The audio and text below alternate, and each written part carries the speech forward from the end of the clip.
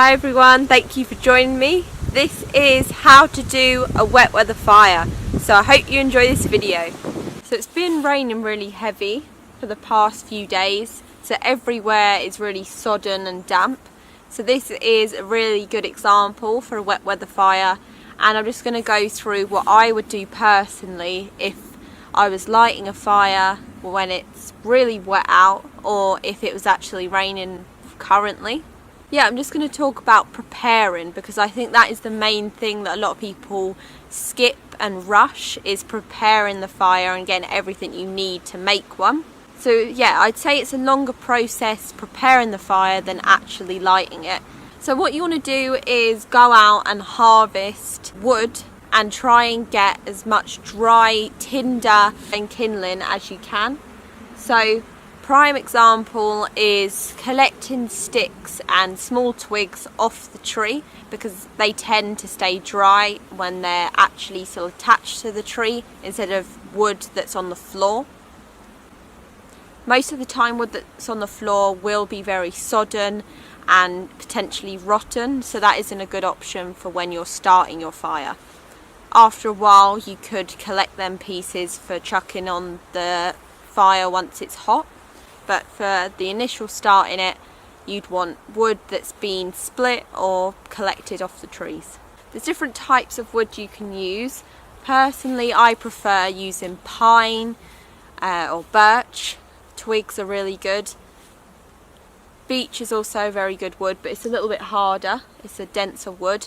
Oak is better for when your fire's been going for a long time, and it's really good for getting some nice hot coals for when you're cooking or you're sitting around. If you wanted your fire to go all night and keep you warm, then you'd want to go for oak or another dense wood. But for starting, I would stick to the first two, birch and pine. So one technique you can use is getting twigs off the tree that are dried, so not green wood. Make sure that it is dead dried twigs and wood that you're using. You don't want to be using green wood when you're starting off. It's just not great for burning, so it's full of moisture and it's very wet, so it wouldn't light. So just a bundle of twigs that are very dried, and so they just catch very easily. So here I've got a mixture of beech, pine and birch, and that's a good combo.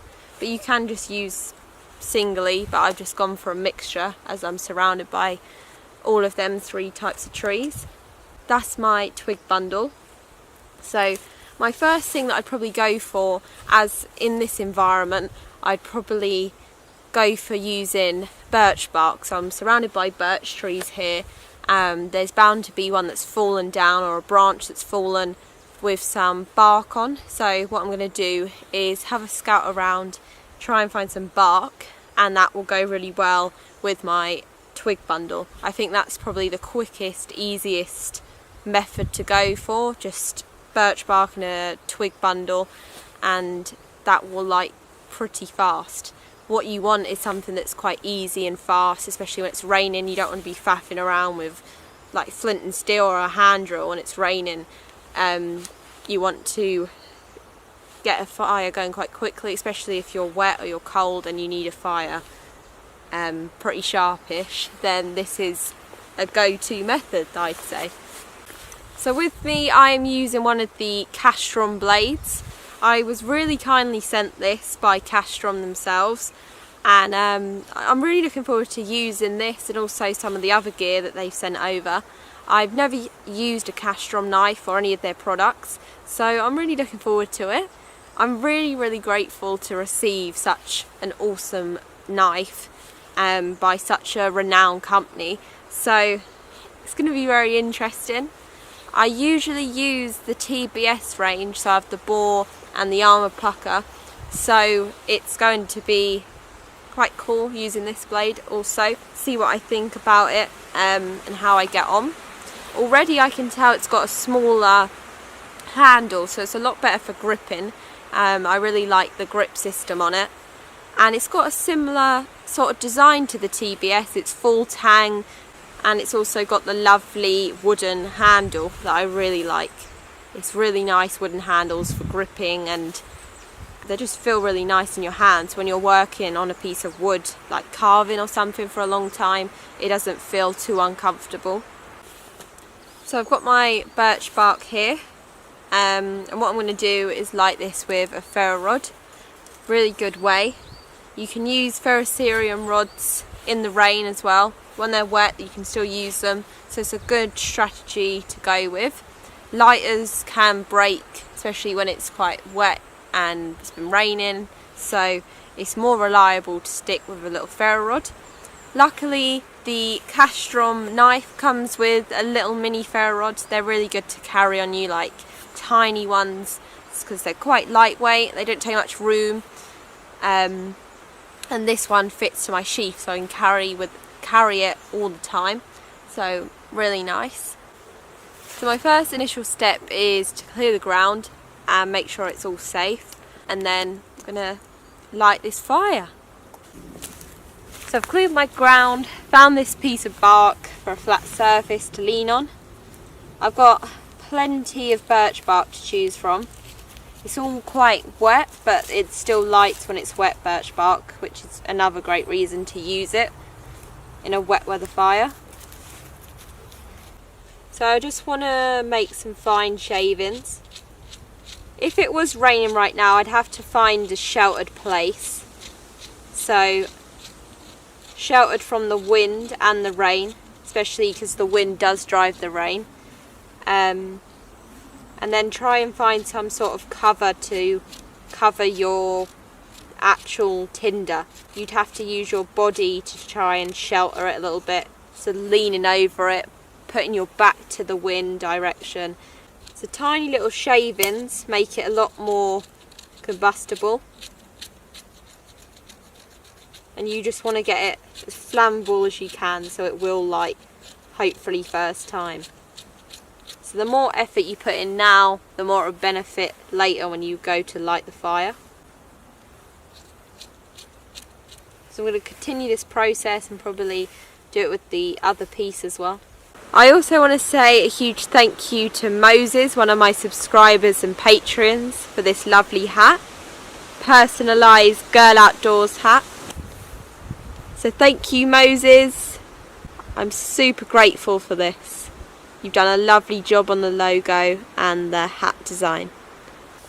So I'm going to use my mini Castrum ferro rod that's also got a lovely wooden handle. And what I'm going to do is strike the shavings I've got from the birch bark. So I'm going to try block the wind currently, and I'm going to strike some of this material off the ferro rod. I forgot the name of it, but it's really flammable. It just helps the process a bit. I'm going to use this lovely 90-degree spine on the knife.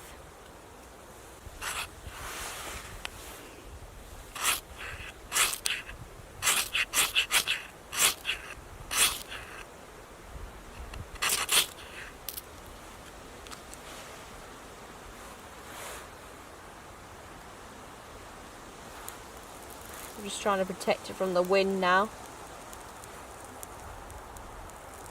Add in my other pieces.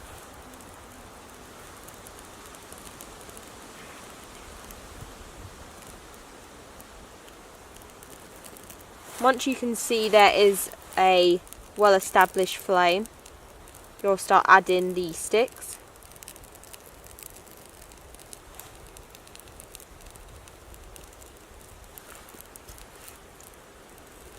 So the bark is taking a little while longer to catch because it's quite damp, but we're getting there. And having a base also keeps it off the wet floor, so that does help. Another tip.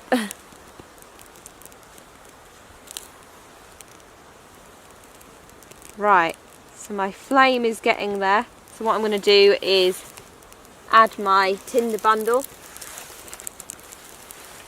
just on top.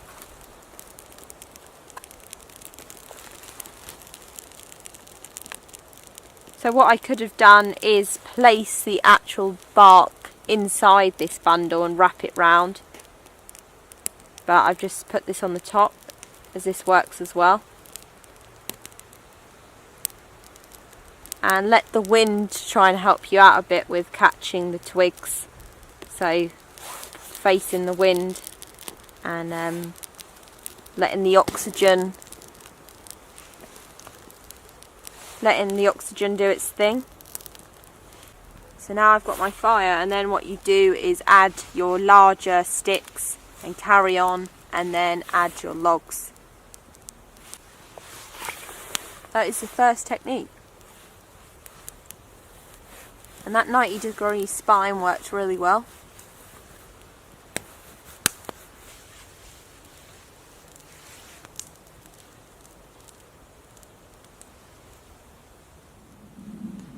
The next technique I'm going for is harvesting a log and splitting it down into small pieces of kindling, and then I'm going to make feather sticks from that. So I'm going to find a log, saw it, and then I'm going to split it. So the log is going to be quite wet on the outside or sodden, but that's why you've got to split it down, either baton it with a knife or split it with a hatchet, and then I'm going to make some feather sticks. So I've now got my log, and you can see roughly that it's quite damp and wet on the outside. So I've got 2 logs. So what I want to do is get kindling and some firewood out of 2 logs. So making a fire completely from this. And I want my tinder as well from it.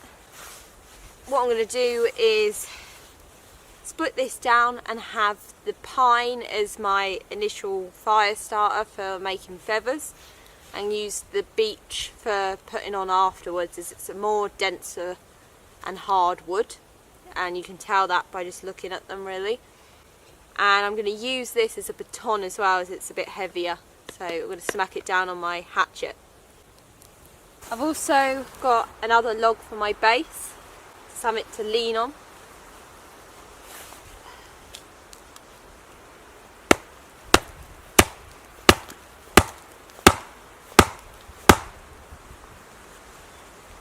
Bear with.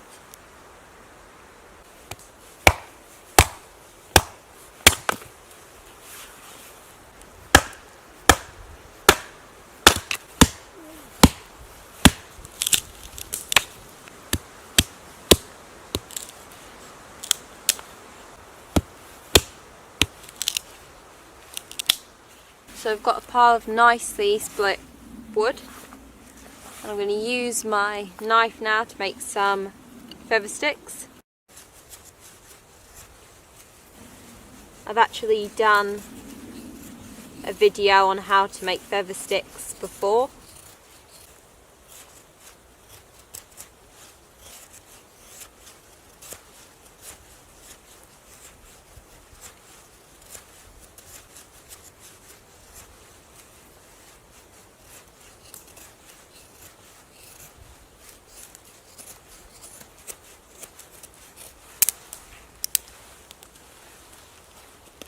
So if you are interested in this knife that I'm using, go over to the Castron website, have a look at some of the stuff they do. I'm currently reading one of their books by Lars Folt, and it's absolutely amazing. It covers so many topics about bushcraft and the outdoors. And it's a really good read. It's full of loads of diagram and photos, which is really nice, especially when you're learning a new skill. So when we're coming on to talk about fire lays, I haven't really covered that yet. So this is going to be one. I've laid down a base, but it's going to be a log cabin fire lay. So that's basically stacking pieces of wood, and it really protects what you're lighting from the wind. I'm going to stack my wood up now. And it is in a sort of log cabin way, hence the name. I've lined the bottom with some old bits of wood that I didn't use for my feathers, and then I've put some shavings down there. This makes it a lot more sheltered. So I just lit my feather sticks. Unfortunately didn't show it, so I must have turned the camera off. But I just lit it with my mini ferro rod again, but you can see the idea of it. That's a shame it didn't pick up, but the feather sticks lit really well, so it was nice, and small feathers that were quite thin, so they were really flammable. And then I just popped them in there, and now the whole sort of fire lay is catching, and you can see it's quite sheltered, but there's also some wind draft through there.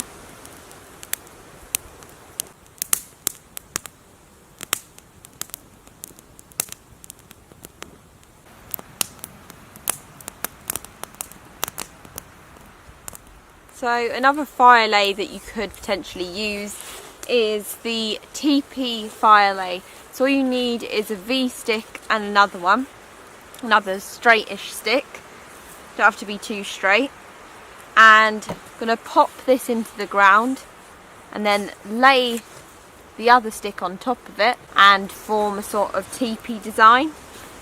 This is also for protecting, good for protecting your fire when you're first lighting it.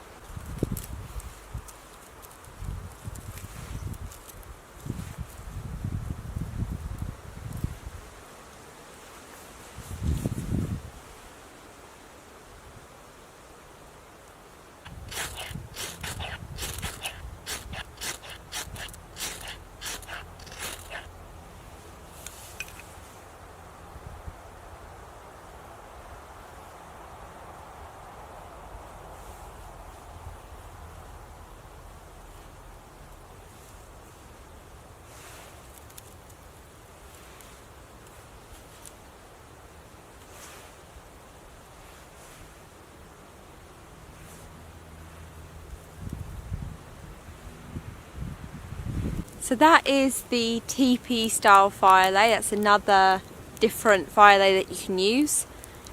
Obviously it keeps it all nicely sheltered and protected from the wind and the elements.